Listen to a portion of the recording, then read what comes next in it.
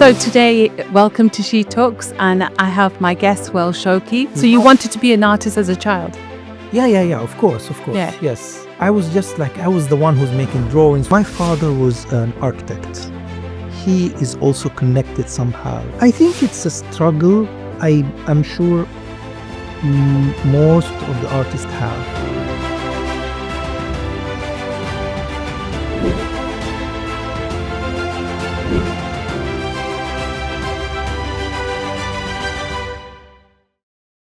So today, welcome to She Talks, and I have my guest, Wael Shawky.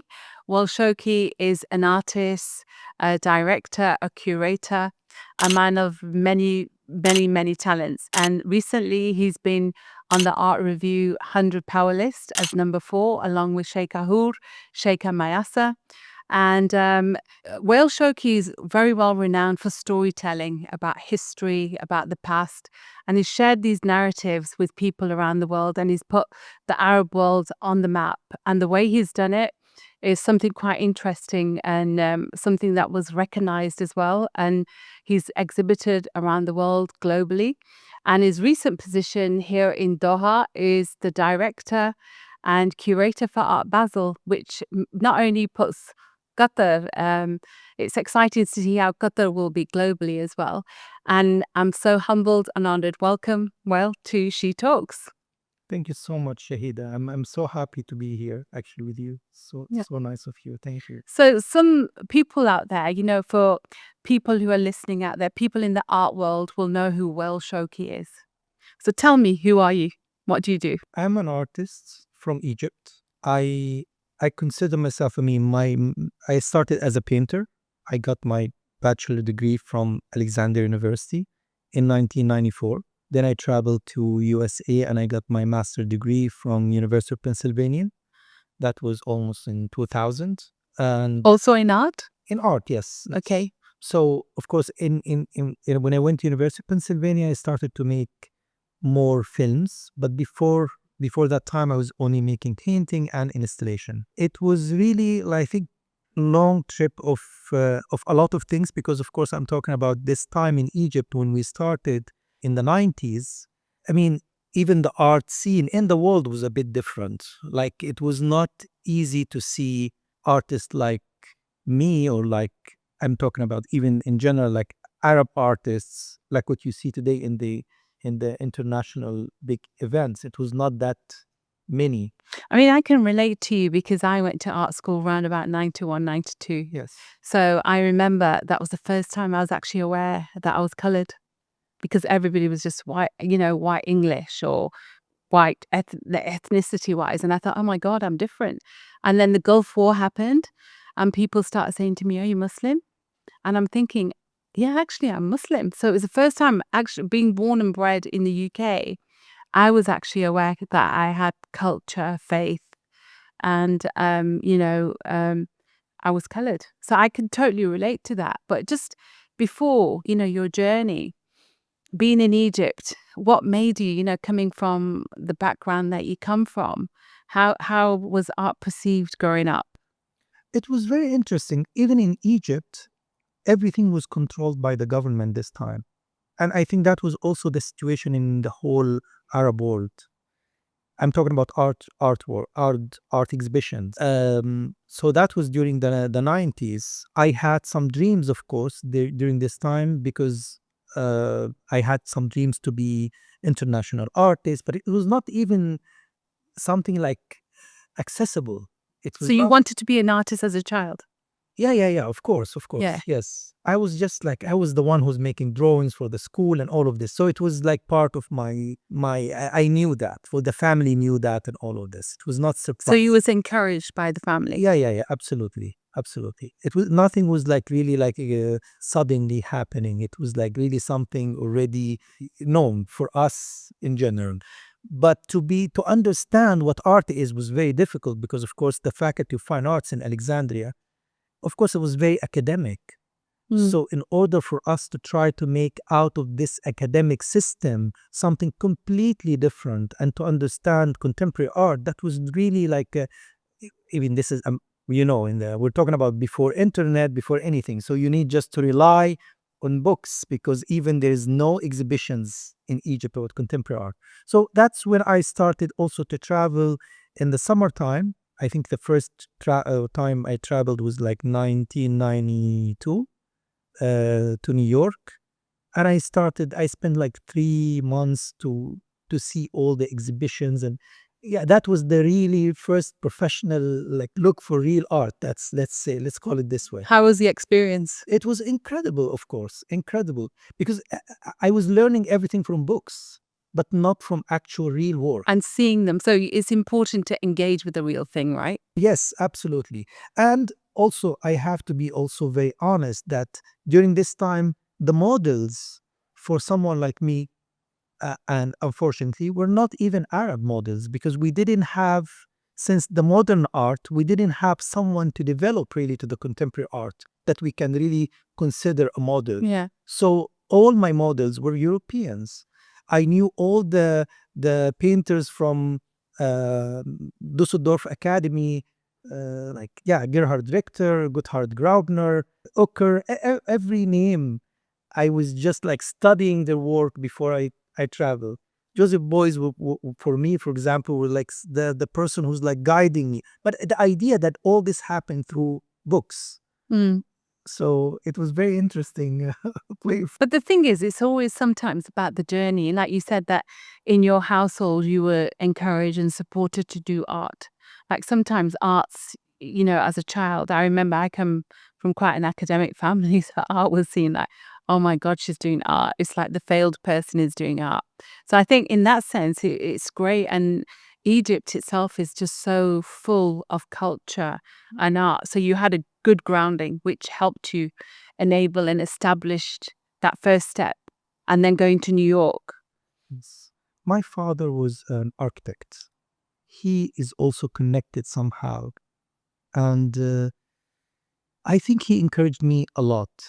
So to continue in the way I want to. And my mother at the same. So yeah, they're not alive now, but I think really the family were like really, really supportive for sure. But also, this is really what I like it a lot. The idea that in the 90s we were talking about something doesn't really exist, doesn't have a model. What does it mean to be an Arab contemporary artist? What does it mean exactly? There's no title. There's no title. You're just an How artist. can you, yeah, exactly. How can you develop a language that can translate your heritage, your history? How can we do that? So that was the challenge. So this is something you wanted to do when you were in New York. You wanted to carry on with your heritage. And I didn't know how, of course. Yeah. I mean, that was, of course, the time of learning, trying to visit all these different museums and see all of these masters. But okay, nice, but how can we do something in coming from this Islamic heritage that it doesn't need to be Islamic, meaning that it's exotic. It needs to translate the same way that in another side we see that Jasper Jones translated the American culture. How can we Absolutely. do this from this other side? It was that simple. How can we start from this point? I think now it's becoming much, much more complex the way I describe this. But in this time of studying in the 90s, it was just the idea, okay, how can I translate my culture? And I think sometimes, it's hard as an artist. The thinking process is hard. When you have the idea and it's in your head, but to translate that and, translate it and show it to an audience sometimes is hard. And you quite, renowned for the fact that, you have been able to globally share history, culture, and stories, So what made you go from painting then? So you're a painter? Sure, I am a painter originally, and I still make painting actually, but still it has limitation. I like a lot this medium that has time dimension, like music, like films. I think it adds a lot. So most of the time I like a lot to mix in my exhibitions between films, drawings, painting, sculpture. Each medium has its own limitation. And I like this a lot. And I like that the viewer, when they go into one of the exhibitions, they experience different dimensions to the same topic. But all happened because of the need of how you translate the complexity of this particular topic. Like, for example, in the beginning, I remember one of the first pieces I made. It was called. It was presented in Cairo Biennale. That was 1996. I was 24 years old, and this piece called "Frozen Nubia" Hmm. is one of the huge installations I made this time. And yes, I mean, of course, I was a painter, but I decided to make an installation because it was talking about how during the building of the High Dam in Egypt in 1964, Hmm. the government decided to move the Nubian culture from one side to another side. It was not really long distance, just from it was almost like I would say maybe 50 kilometers. Okay. But just with this transfer, the Nubian culture disappeared. Hmm. So I was just trying to see how a culture like the Nubian culture, which is like a completely self-sufficient society, how it's possible to erase it just by moving it just 50 kilometers. That's all. So I was that was part of it. So I made big installation. This kills So you this. were even though you were studying there, you wanted to take that cultural inheritance from the things that were affecting you into your work.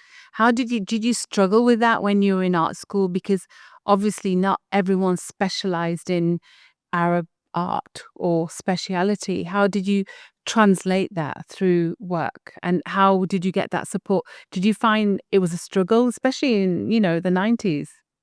I had first of all I had a professor who was working already at Düsseldorf Academy. Not working, sorry. He was studying at Düsseldorf Academy. His name is Farouk Wahab, who's fantastic, really person that also supported me a lot. And he had this idea that it doesn't mean that we need to like talk about our history, memory, culture, that we need to be only closed on this. Humanity, inventions belongs to everyone. So we need just to step on top of the last thing and we just build on that. I mean, I think it was not that easy, but this is the way he was thinking this way. Mm. And I think that's why I was always open to learn from everyone. And it was not like for me, I needed to understand why conceptual art is presented this way in Europe. What is the point? What is the difference that happened just after the World War II? Why the movement moved to New York after Europe? And all of this, I think it was also for me try to understand how can I build a unique individual language that is capable of translating where I'm coming from, Mm. because it's different place and different history. And it was quite personal, Yeah, of course. very personal. Yes. But I think I wouldn't do it without studying, as I said, all of these German painters and conceptual art and abstract expressionism and so on. Without this, it wouldn't happen. I think that's why even I'm still now fascinated by setting up platforms of contemporary art education. That's why Fire Station. And I'm doing this because I know that that was the way for me to be capable of building my language. Mm. We'll come back to the fire station Yes. and then your role in Doha. So from this journey of like art school, what happened next? From the journey of art school, of course, it was also like full of hope. And of course, as a young artist, like really this dreams of being a star and all of this, it happened, of course, in this young age. And of course, it was not easy at all. Even when I went to America and came back and all of this, I think I would say the first international recognition, this thing that happened when I was 24 years old in Cairo Binali, but it was in Cairo. It wasn't, for you, it meant nothing. It meant a lot, but it was just after that, it was not like something international. It was different world, as I said. It was not like today. Today, you can present as an artist a great piece in Istanbul Binali, and the whole world will see it, right? And it will be in a So you different wanted place. to share it with a bigger audience. Yeah, but that was not the time in the 90s. Yeah. It was completely different. But you as an artist wanted Of that. course, I had this dream. So you had that drive, right? Absolutely. But it didn't work. It didn't work easy. So we did this, and then I think the first, let's say, big exhibition happened after that was in 2003. Actually, it's when I was invited to present at Venice Biennale in 2003. And that was the curator for this Biennale was Francesco Bonami, and our section was Gilan Tawadros. That was also very good experience. Hmm. I can say also that it was highly recognized this time, but it was again, it was the experience. part of the experience and the fight and the dreams and all of this. How can you translate this knowledge? Yeah. Yeah, And what did you exhibit there? I exhibited a big installation called Asphalt Quarter, and it's based on a novel by Abdulrahman Munif called Cities of Salt. In Cities of Salt, Abdulrahman Munif, which is Saudi novelist, he speaks about how a small village in Saudi that they were like really just living on fishing. Suddenly they had all these oil industry factories that are coming for them, and how they work with these factories to build oil platforms by the sea. So how this village started to build all of this, not knowing even what they're doing. They were just building their history without knowing this. So in order for me to translate this first chapter of Cities of Salt, I went to a village also in Egypt in the desert, and I spoke to the parents and I told them about my idea to make a film with kids, and I brought almost 60 kids, asked the kids to build an asphalt runway in the desert, runway for an airplane within one day. So that was the project basically. The kids believed it, and they really made the whole platform, the whole runway from asphalt. And I filmed that, and it was screened. So again, it was a narrative and a story. A narration that it's conceptual, and it's also translating this novel by Abdurrahman Munif. So again, it was this idea, that was the beginning of this historical idea of. But art's a very powerful tool to do that, isn't it? Absolutely. And I think for you to have achieved that and done it in the way that you've captured it with the vision you had, it's quite commendable. But you, as an artist, still were not happy. You wanted to move further, right? No, of course. I wanted to move because it's again, because since this time, of course, I'm fascinated by working with script.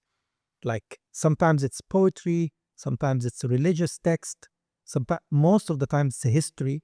And I think sometimes it's a starting point. I mean, I love Rumi, Yes. When I lost my parents quite young. And I remember I was in a very dark period of my life, but it was Rumi's poetry that really inspired me in many ways. Sure. Some of the stuff that was in there. And I think, like you say, script, books, these are good triggers for an artist, to feel the soul, to interpret it in their work. Sure. Yeah, absolutely. It's I think from this time, from Cities of Salt, I started more and more to believe that I prefer to present myself as a translator rather than a creator, because it's just, I feel a creator just a bit too big. It just doesn't make sense to me, really. It's more like a translator, someone who is translating certain creative format into a new creative format. It's just this type of transforming the format. I think this is the creativity. So at that period, as an artist, being out there in Art Banali, which is an every artist's dream. Like it's always that stepping stones. I have to do this. I have to do this, and getting there, you're thinking, "Wow, here I am in Art Banali." What was it next that did you think, "Wow, I've got this." I'm it's confirmed that I'm a good artist. Did it confirm to you that you can achieve more and achieve things further? I think it's a struggle. I'm sure most of the artists have is the struggle that how can they not to make their work better. It's just how to reach this level of communication that it's really translating their ideas in the purest way. I think this is the way.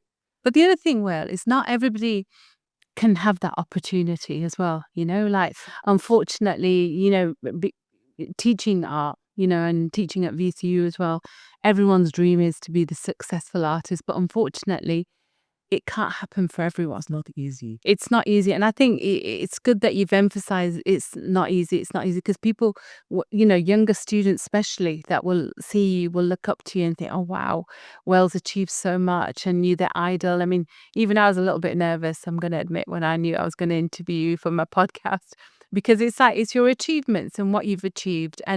But the thing is, it's about sharing that, and to say, guys, it was a struggle. It wasn't that easy. It's not So easy, for sure. some people can get to that level, and I think a lot of the time artists don't like criticism. It is true. Yes, yes. It's also because it's also very, very different. Because if you are, I think, I don't know, this is really maybe, if you are criticizing someone, a businessman, for example, but maybe you're criticizing their way of thinking in business. But would you be okay if someone criticized your work? Yeah, this is really problematic because when you criticize an artist, you're criticizing the personality. Because It's like you, I always describe it, it's like having a child, having a baby, yes, and someone's criticizing your child. exactly. So that's why everybody's like really protective, like and defensive, Yeah, because it's really like very sensitive. I think this is really reality. I know that it's not easy. yeah. Um, I always tell my students, you know, um, you have to accept criticism. I remember there was one of my students, and he was so good at portrait painting in oil. So he reproduced this beautiful, artwork, reproducing a painting. And he came with his stove on and he said, "Miss, what do you think?" I said, "Yeah, it's good." And I walked off, and he's like thinking, she just said it's good and walked off. It's amazing. And it was. And then after a while, he said, "You don't like the painting?" I said, "Yeah, it's a copy." I said, "Where is you in it? Where is your creativity in it?" I said, "Everyone can reproduce a copy, but I don't see you in it." And that really hurt him. So the next day he went home and he did another portrait, and he got the paint and he splashed it everywhere and he had it on his stove, and he carries this painting and he said, "What do you think?" I said, "What do you think?" He goes, "I love it." I said, "That's creativity." yeah. So sometimes it is hard, even if someone said something to me, but I think with age and maturity, it's about learning. So what happened next then? Tell us. Binali, you've Well, done. I think after that, after Venice Biennale, I was invited to by Wasat Kurtun to have a residency at this time called Istanbul Guarantee of Contemporary Art, I think, yes, which is SALT today, which is a residency program Yeah, yeah, yeah. in Istanbul. And I had it for 6 months and it was really fantastic time also. Yeah, talking about Rumi, this is a time also when I started to read about Rumi. I don't know why, but I was really fascinated about Sufism and many other things, including I started to read more in Quran. I grew up in Saudi Arabia, in Mecca actually. Okay. Yes. So of course I was born in Egypt, but my family traveled to Mecca when I was really young, like 3 years old. So you raised and schooled in Mecca. Yes. So I spent like this childhood time in Mecca. So I am, of course, I'm very connected to Islamic studying also. That was part of my um childhood. So when I was in Istanbul, I was really fascinated about this. Not only Sufism, but in general, I started to read a lot in Islam and in Quran again. So I decided in the end to make a piece called The Cave. And this piece was presented in 2005, I think 2005, yes, in Istanbul Binali. And I think this is the first piece that was really, really like it Globally taken it very well. shifted my career for sure. Yes, this piece. It And is that one of your favorite pieces?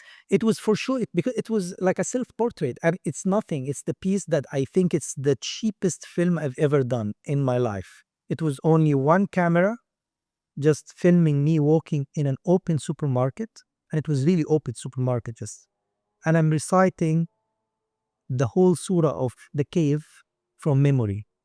15 minutes. That's it. Just a conceptual piece for 15 minutes.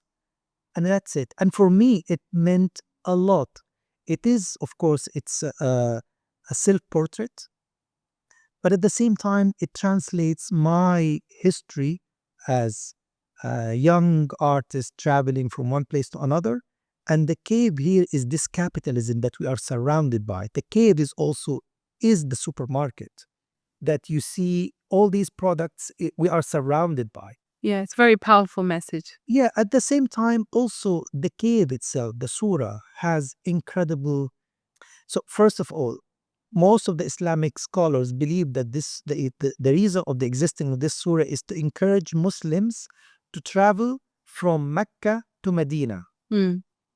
So, most of the stories inside this surah has to do with the idea of immigration Mm. and how the prophets need to be traveling, including Moses, for example, to travel from one place to another place to gain power and knowledge, but they need to come back to their own people to make good to them. Mm. Most of these stories are about this. So, including, for example, the story of someone called Dhul Qarnayn. And then we come to the main story inside this, which is the story of the seven sleepers. Mm. Even in Quran, it doesn't say exactly that there were seven sleepers, but we have this idea that they slept in a cave for 309 years inside a cave.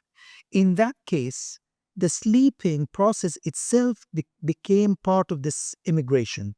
So the kids decided just to sleep because they were afraid that the village will kill them. Yeah. The Yeah, village, absolutely. the village Yeah. wanted to kill them because they are believers, and the village were not believers. Mm. So we have these religious people, we have to get rid of them. Mm. So they asked God to protect them. Suddenly they found a cave in front of them, and they went to the cave and they slept for 309 years. Mm. In Quran, it says that this happened to show people, new generation, after they woke up, Yeah. to Yeah. show new generation the ability of God to create people to life after death. Yeah. So there is the wisdom of this, but at the same time, it's a sort of immigration also.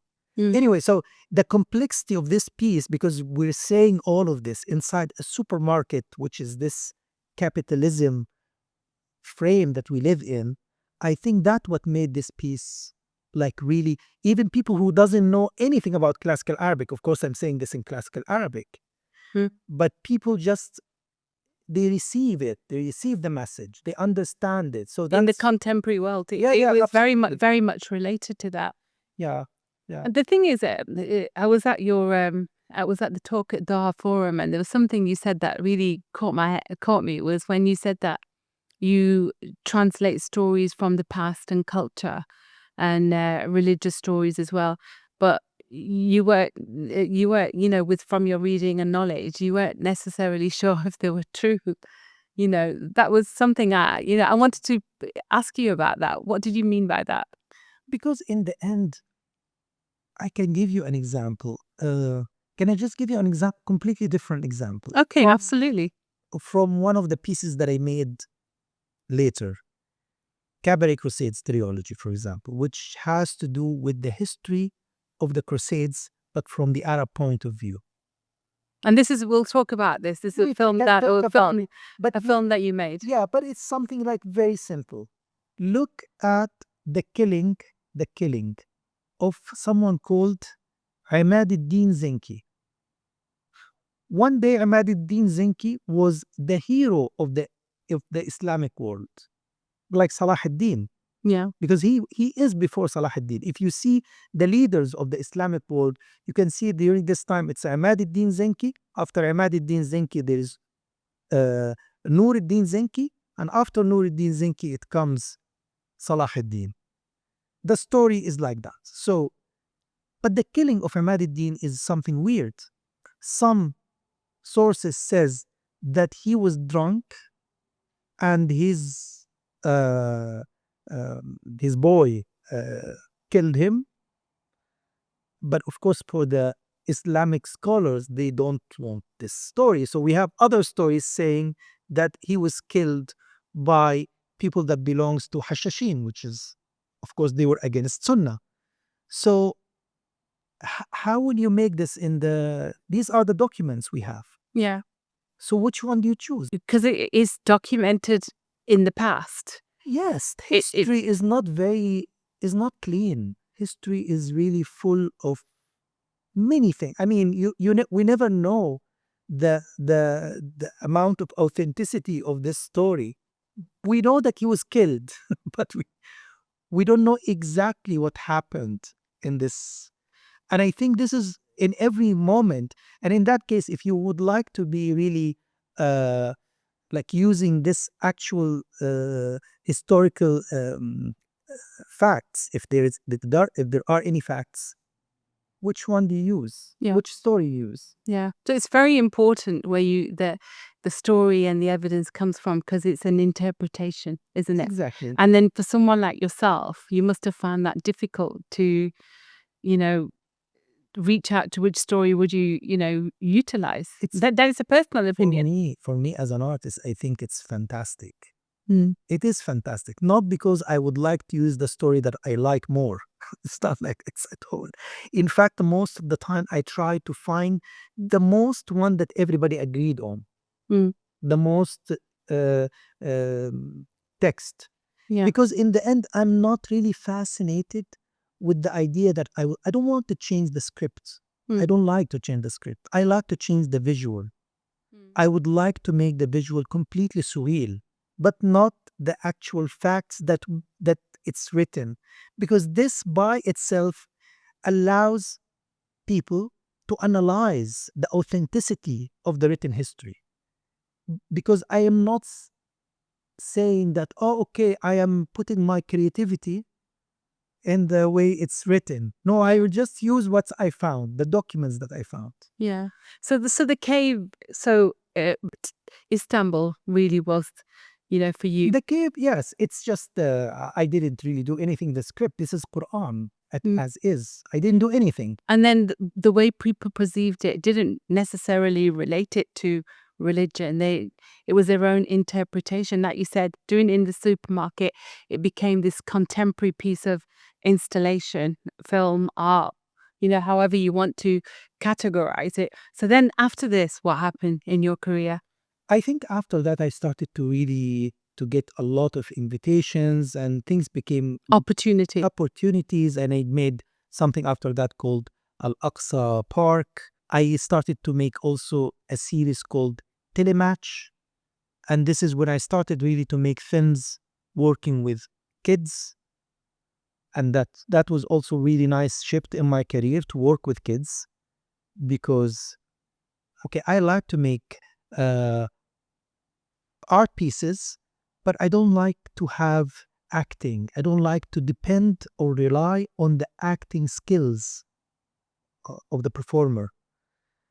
So how can we do this? How can we translate historical topics without depending on the acting skills? So it was the kids, because the kids don't know anything about this history. You tell the kids, okay, we want you to run from here to here, do this, do that, and they do it. When I thought of doing this, first with a piece called Telematch Sadat, which is it's a reenactment for the assassination of the President Sadat, Mm. and then the funeral of the President Sadat. The assassination of the President Sadat is very also important to me personally, because when the assassination happened, I was a kid and I was watching TV and the assassination happened. And the shaking of the cameras and all of this happened in front of me. So Wow. it was really, it's still here in my mind when I was planning to do this. Wow. So yeah, it was great. I was 10 years old, but I remember everything. When I grow up and I had this idea, okay, I still have this memory and I would like to try to capture it. How can I capture it? I thought, okay, let me do this. So I created the whole, because he was assassinated during a military parade. So he was supposed to be in the most victory. He is celebrating his victory with his military parade, and they assassinated him from the military, actually. So it's a vivid memory for you, It's isn't it? incredible, yes. Again, it's many, many layers. Something personal I've seen, I noticed. At the same time, it's something showing you how someone like Sadat is the one who decided to make the peace, for example, with Israel. And of course, because of this, also there were many, many parties against him. Mm. So, and some of this were also the Muslim Brotherhood, for example. And I'm not saying that I was trying to show someone bad or someone good. It's just a translation for this, how this powerful moment can be sort of like you see that the assassination came in a moment that is not expected at all. But the other thing is, because you experienced it, like you said, you remember the camera shaking or all that. Yes, I think for an artist, you felt it. You could, literally put that expression sure. into the making of whatever you're going to create. Yeah. So, I mean, there's two of your films that are really well known globally. Do you want to tell us a little bit about them? The Cabaret Crusades? Yeah. Yeah, Cabaret Crusades also started in 2010 when I started to get like really nice invitations.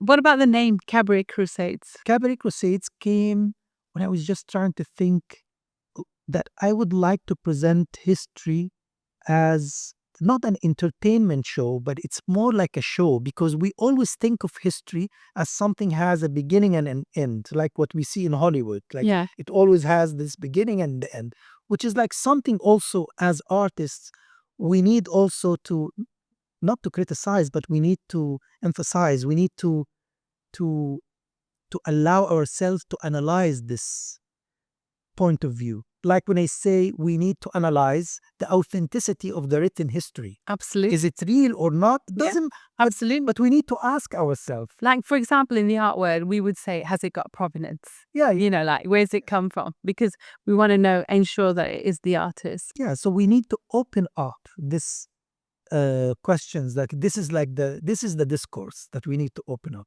So And the you use puppetry, right? yes. So cabaret came from this, but also cabaret came from when we were like really tried to search for this history, came from the idea that during the World War II, they were using this word to describe any group of people gathering to talk about politics. So cabaret now has two different meanings. Yeah. Its part has to do with the show, entertainment, and something a little bit can be even a bit seductive. At the same time, it has this meaning that it's completely political discourse. Yeah. So the Cabaret Crusades, it has to give this meaning. Why? Why marionettes? Because again, when I was reading about this history, like it looks like, wow, everyone is manipulated by someone.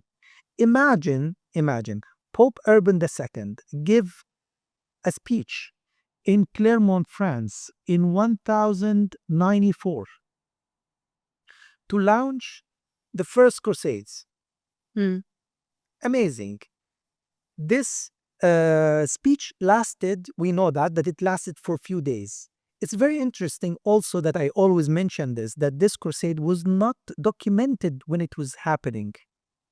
But if you try to look for this online today, you will find many different versions because it was written after. After, yeah. But we have, So it was lost in translation. yeah, exactly, which is fantastic. That's why I love history. Right. Okay. Because it's a form of creativity.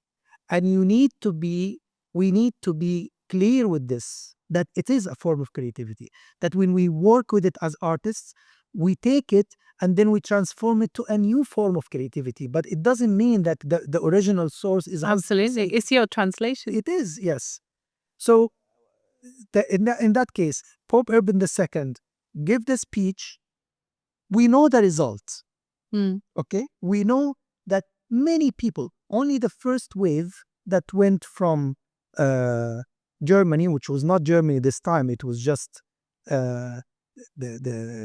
this area that it's now we know that it's Germany, that started people to move from Switzerland, from Germany, from France, all toward Constantinople, Istanbul today. Half of the first wave died because they were extremely poor. They didn't have They didn't make it. horses, food, nothing. They were just like, but they were believers. And if we try to be realistic about this, most probably when I think about it, I think Pope Urban II also was a believer. He had to be, because I'm sure he had a charisma enough to convince all these people to walk to Constantinople. Imagine, I mean, yes, maybe there wasn't enough blessings in the journey. And we see someone very interesting in this also. This is also part of the film, that there's a great character called Peter the Hermit that was considered the one who, he had a donkey and he was like really like going through all over Europe to talk to people and convince them to go to Constantinople. And he managed to do that. Yeah. But this is the idea, how Peter the donkey was successful. yeah. So we can say that the Pope maybe was also manipulated, and he manipulated people to make this trip. And after that, how they made, okay, first of all, of course, they arrived to Constantinople, and then from Constantinople, they went through Aleppo, Damascus, until they reached Jerusalem. They reached Jerusalem in 1099. So the speech by Pope Urban II, 1094, they reached Jerusalem after 5 years. Pope Urban II died before he even knew that they reached Jerusalem. Yeah. And what is really incredible also about this,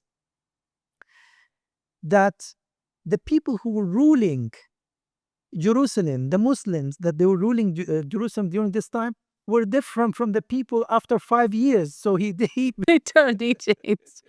Yeah. But this is why, you're quite well renowned for sharing these narratives through history and through culture, through your work. So we're going to talk about we talked about your journey thus far. You've become really successful and done really well in the art world, which again is a huge achievement, because not many people, especially from cultural backgrounds globally, achieve that. And now, recently, you started a project at Doha Fire Station, which invited many artists, upcoming young artists, to get support and mentored by other, senior artists, which is a great initiative, especially to see how Qatar is developing in the arts. I've seen it over a decade, how it's developed. And also with Art Binali, you becoming one of the directors and curators. I mean, this is really exciting stuff, especially with Art Basel being new. It's going to be the first time it's happening in the Middle East, especially Qatar. What's your vision on that? And how do you see it? How excited are you? And what do you feel like you've achieved and contributed?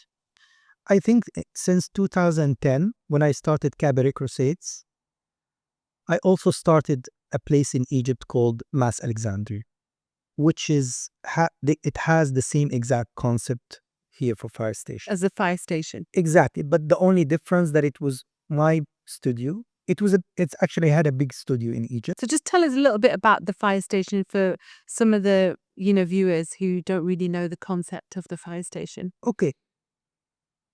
The idea that fire station originally is a residency program. It's made for residency programs, and they make exhibitions also. And it goes back to 2015. So I think it went very well with this concept as a residency program. The difference that it used to be for Qatari and residents, people who are residents in Qatar. Actually, when I was invited by Sheikh and Mayasa to come to Qatar to try to make this educational platform that's similar to Mas Alexandria, Egypt. Here, we tried to find different places, and in the end, yeah, it ended up that I can take this place to make it also a school.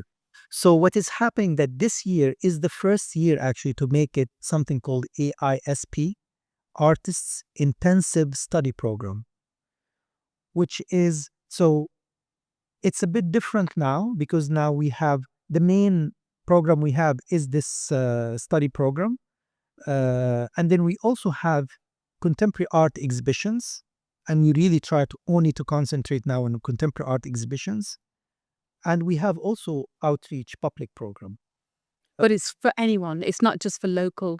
No, Qataris. yes. Now, So you did have an open call, didn't you? I did. Where you invited. I did have an open call. The first edition we had an open call, and we received 1,000 applications almost from all over the world.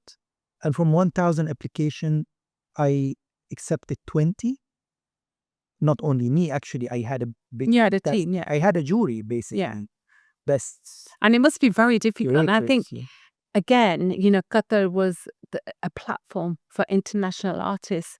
Qatar is a place that's really developing in the arts. And I think for a lot of people, showing from your applications, it was an exciting opportunity. I mean, I think Qatar is incredible on this. Yeah.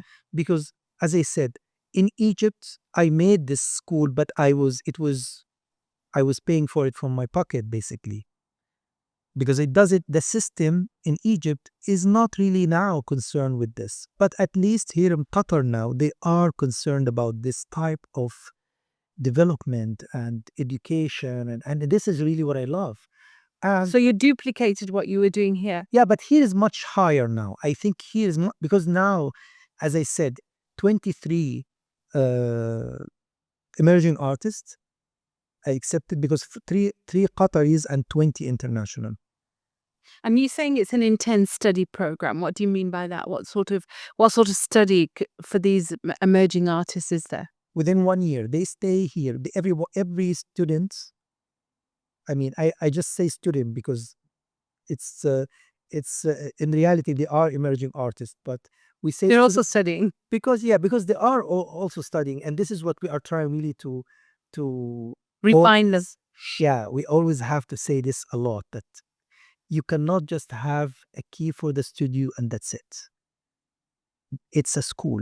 We need really to elevate the level of the intellectual discourse to be capable of inventing new contemporary artistic language. This is really a must. And we think that this is really our responsibility for that. That's why almost 50% of the people that we accepted are from the region. And when I say from the region, they are from India, Pakistan, Bahrain, Egypt. This is really important. And the other 50% are from USA, from UK, and so on.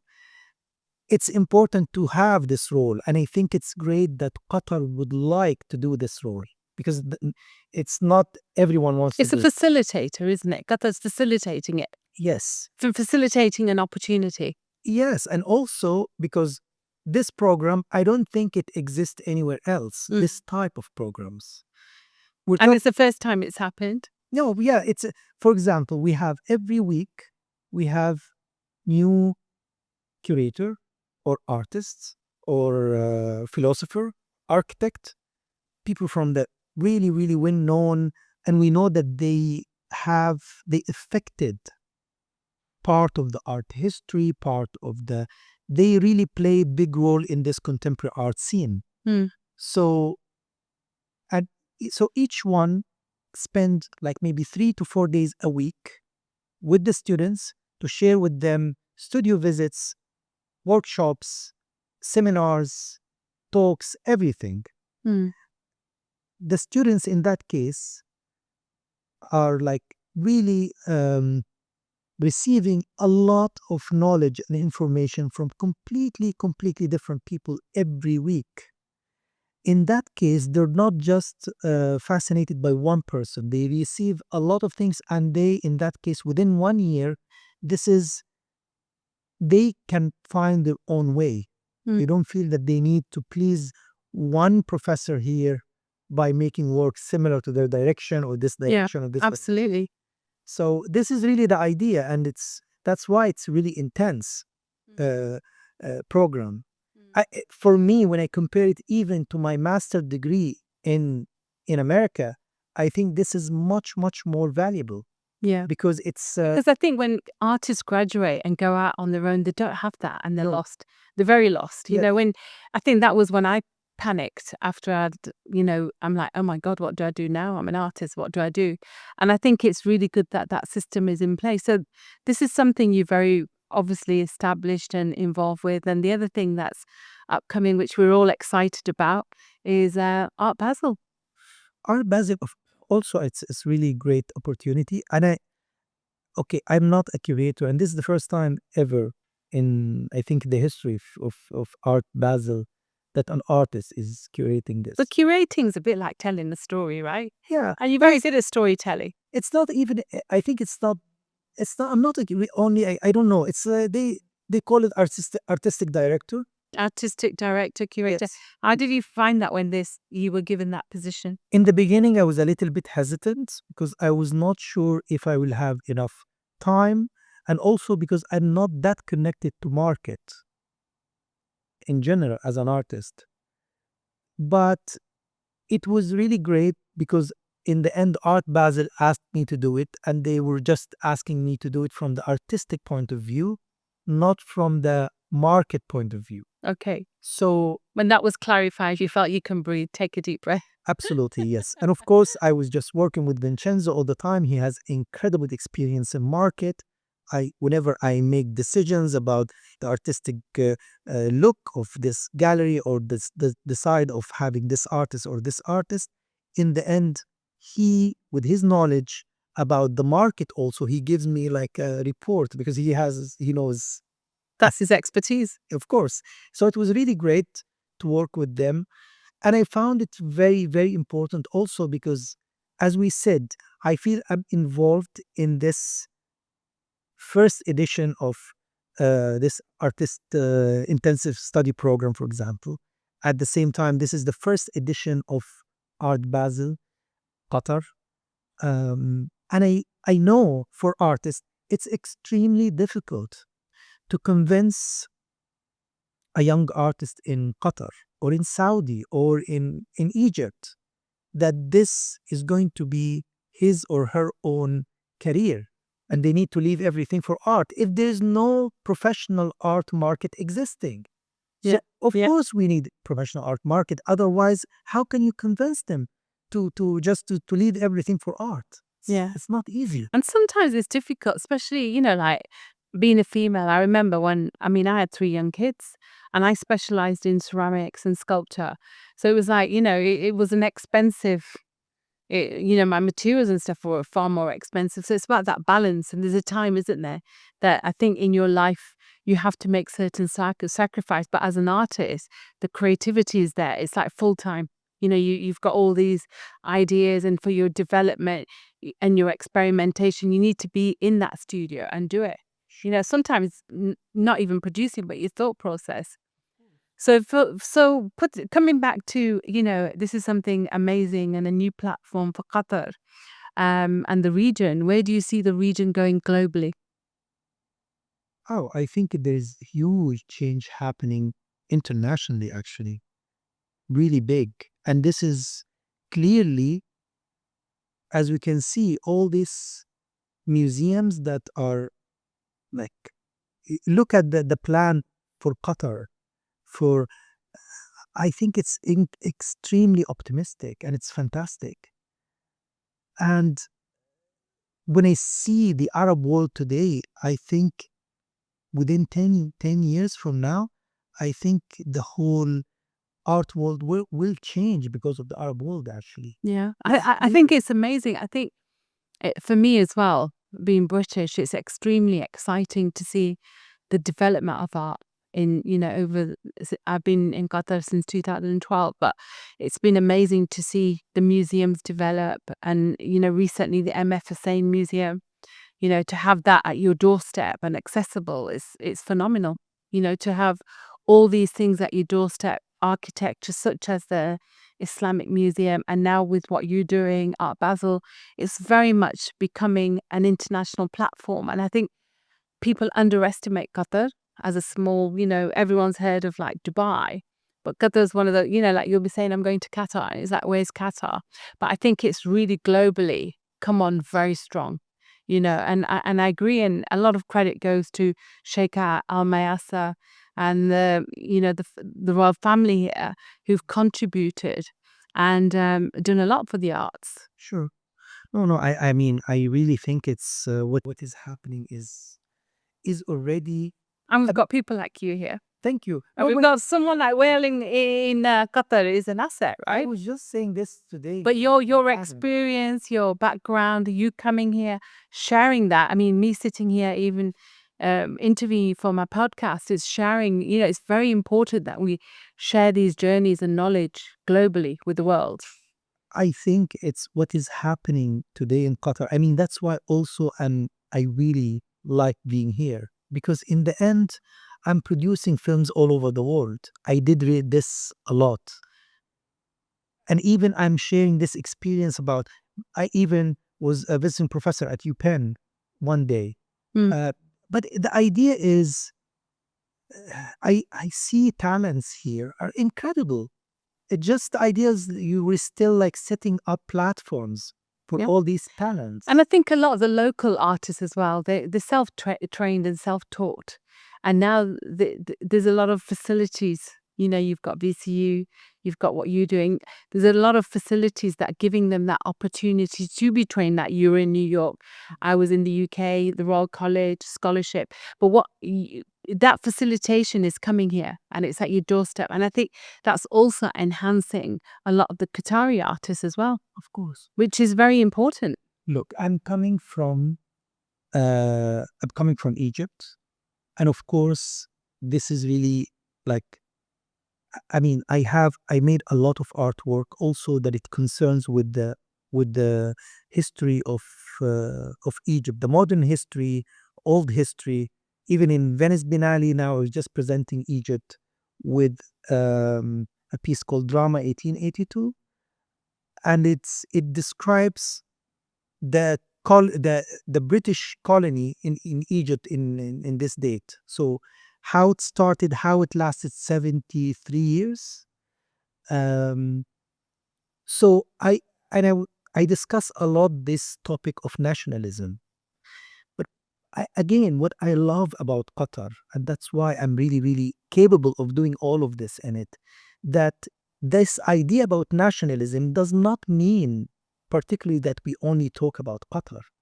That part of this nationalism, that they are really becoming like a hub for everyone. This is really incredible. So Al Jazeera, for example, I think for me, like as an artist, and this is this same idea of Al Jazeera, that it's okay. What is happening in the art world, how we are capable of setting up a place like Fire Station that is inviting 23 international artists, fully funded. We have the best curators, the best professors from all over the world to come to talk to these people. And I think this system, it's not that we are just doing this. This is part of the nationalism in me, and I love it. Absolutely. I love this way to deal with it. Yeah. And I think I think it's really important, especially art is a universal language, and it brings people together. of different, and like for example, I'm going to come back to your example of when you were in New York and your cultural heritage, and even when you did the cave, you went back to your faith and stuff. I think it's very important that you've got 23 people. Imagine all the wealth of culture that they bring in, and the knowledge and the backgrounds, and that's shared under one roof. And not only that, you've got curators and people who are giving input as neutral, people. So you can imagine what's going to come out of that. Yes. So what do you think's next for you? Well, I'm making now a new film here. That's the main reason I am in Doha, actually. I mean, the beginning came that I am making a film in Doha. okay. If you need an actress, I'm available. That would be lovely. Of course, I would love to. So it's a film in Doha that it's I speak about the history of the Gulf in general, but I needed a place also to make this film, and in the end, I decided to make this film in Doha. Interesting. Yes. So that was the real reason you're here, right? Yeah, that's the main reason. After that, it came the idea that why don't I bring the school also here? Then after the school, it became fire station, and then after fire station became also Art Basel, which is all of this is fantastic because I think everything is connected really. Absolutely. And this is what I'm saying. This is something you cannot do this everywhere in the world. It's just something Qatar has this this atmosphere to really to invite everyone to have this discourse, which is You feel valued, I think, as well. yes. I think you're very, very valued in Qatar. What would you say home is for you? Home. With all your, being in Saudi, being in Egypt, being in New York. No, but Where's home? no, but my home is Egypt for sure. But in the end, still, I mean, look at you know how many people from Egypt live here in Qatar? Like Yeah, a lot. a lot, a lot. A lot. I think it's like more than 300,000 Yeah. here Egyptians. So of course, it's like also this is our second home for sure. So how far have you got with your film? We are still in the beginning, but also this is fantastic. So there's hope for me, right? There's hope for me being the actress. Yeah, of course, absolutely. Because the reason also that I would like to involve a lot of local community here, from residents here, from in the film, and this is already great because, as I said, you see the amount of different nationalities that they live in Qatar here, and how can you create a film speaks about the history. And by the way, when we say the history of the Gulf, it's really not what people think about the oil and all of this. Has something completely different because this whole area, which is called, it was the part of the Delmon kingdom. It was all controlled one day by the Sumerians. So we're going through completely different history, like the Akkadian and the Babylonians and the Ashurians and so on. And how you connect between this big, huge civilization that was in this area before. And of course, so in this time, if we go back, sorry, but I have to say this very quickly. If we go back almost 2300 BC, Yeah. for example. So the main two power in this whole area is the Sumerians and Egypt, right? And after this, supposedly, there will be the existence of so Sayyidina Abraham, supposed to happen, the story of Abraham happened after that, almost 2000 BC. So how can you go from this to that until what we reach today? It's really incredible story. Yeah. It's amazing how these things trigger you up and fascinate. It's fascinating. But in the recent Banali that happened, some of your work was very interesting. The recent Banali that happened, and your work was with the copper floor and the tree, the date tree, Bukhara, sorry, not Baku. Bukhara, you did the old tree, palm tree with was it a copper floor? Yes. That was a very interesting installation. It's really, it's again, it's a another format to translate history, because what is how Bukhara is extremely important for the Islamic culture. Without Bukhara, we wouldn't have Al-Bukhari, for example, which is like the one who really kept for us all the sayings for the Prophet Muhammad sallallahu alaihi wasallam. All these things, how Bukhara was extremely important for for Islam, and how also with when we see the history, how the of course in a moment during the Soviet Union, like they were not allowed even to be has anything to do with the religion. And when we see this, the illustration was trying to trigger the memory of like where is this Islamic heritage exist within this culture. So, for example, the palm tree that you see is a dead palm tree, and the miniature that you see is based on a miniature existing already, but we removed all the human beings from it. Oh. And then to translate this again into more surreal thing, I decided to use the ruins, the actual ruins, to become the miniature.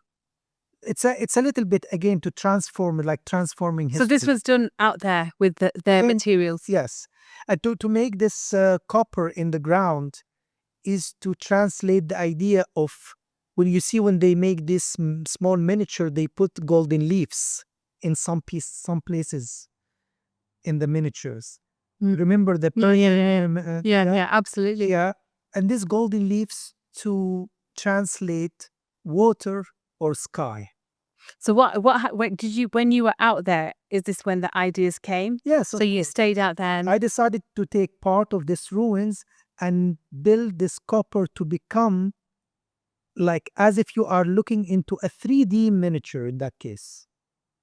So yeah, and the palm tree is becoming just a metaphor of this dead Islamic heritage in this area. wow. Yeah. And that was a temporary exhibition, wasn't it? It's not, it's there permanently. No, it's not. It's a Binali, I think. Yes, because sometimes it keeps some. like Yes, or something. but it was very, very, the statement you made with the dead palm tree and the copper floor. Yeah, It was very powerful. I think it was really, really great, Binali, the idea that they are trying to work with the heritage, with the heritage sites, with the artisans, and yeah, I think really Diana Campbell did something really, really great in it. And again, it's all about sharing that dialogue, isn't it? The different worlds, different communities, bringing everyone together. You'd gone over, you'd shared your expertise. So thank you so much for being on She Talks. I hope you enjoyed that. And I think it's amazing to hear your journey and your inspirations for the youth of tomorrow. Not only that, I think you've been very realistic and honest to share the journey an artist goes through as well. Because not everybody, it's not one of those careers where you go 9 till 5 o'clock and you get a salary. And I always say to students, it's difficult because you can't just, think you're going to make X amount of money. It's a journey. And sometimes, like you said, it's painstaking. But I think it's, I'm very honored and humbled that you joined She Talks. And thank you so much for your time. Thank you so much. That was really lovely. Thank you so much for this. Really. Thank you, Will. Made me think a lot about my past. No, thank you so much, Will. Thank you so much. Thank you for joining us on She Talks.